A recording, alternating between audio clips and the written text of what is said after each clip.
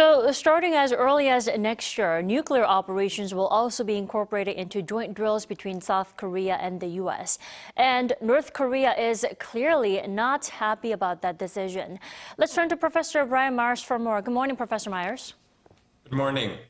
The nuclear operations could potentially begin with the Ulchi Freedom Shield that's scheduled for next August. Now, when they do take place, what do those exercises would mean? Well, even nuclear operations involve conventional assets and forces because you're going to need to provide support for nuclear assets. You need to provide escorts and so on. And that sort of thing hasn't been practiced yet in joint exercises between the Americans and South Koreans because the U.S. Hitherto planned to handle any nuclear retaliation on its own. But now the plan is to prepare and execute together between the two allies in accordance with the Washington Declaration from last April. So that has to be practiced, though I expect this will mean computer simulations and tabletop exercises to a large extent. I'm sure it's also going to mean especially loud protests from the North Koreans when these exercises get underway. They always complain about Ulchi Freedom Shield, but if there's a nuclear dimension, I think we can expect even stronger protests.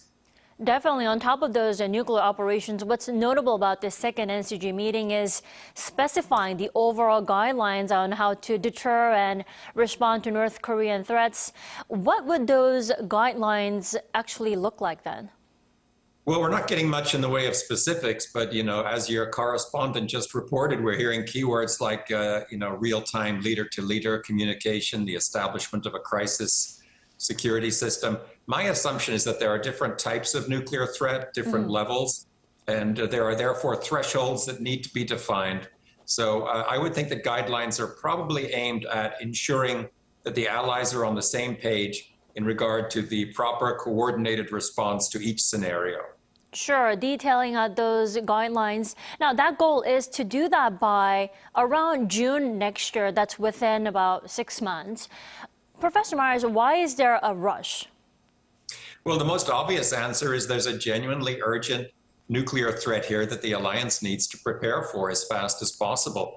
The North Koreans are making great strides in their nuclear program, so the alliance's countermeasures need to evolve with equal speed, perhaps also as a way of signaling to Pyongyang that the alliance is always going to stay a step ahead of whatever they do.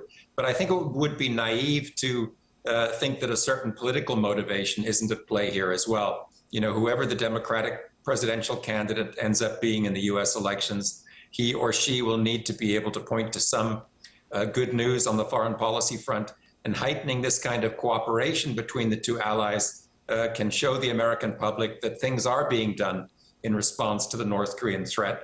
And I'm sure South Korea wants to get things rolling before Donald Trump might get back into the White House, as many South Koreans think is a distinct possibility. So you've got an objective military need for urgency, but you've also got political considerations.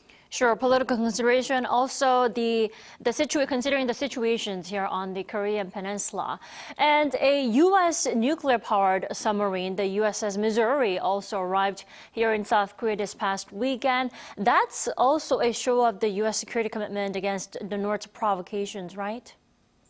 Yeah, that's right. It's a show of solidarity with South Korea that is aimed not only at Pyongyang, but also at the public here because Washington wants to reassure the South Koreans that America is committed to the nuclear defense of this country. And these high-profile visits by nuclear-powered submarines, nuclear-powered aircraft carriers, they generally serve more of a symbolic or propaganda function, I think, than a military one.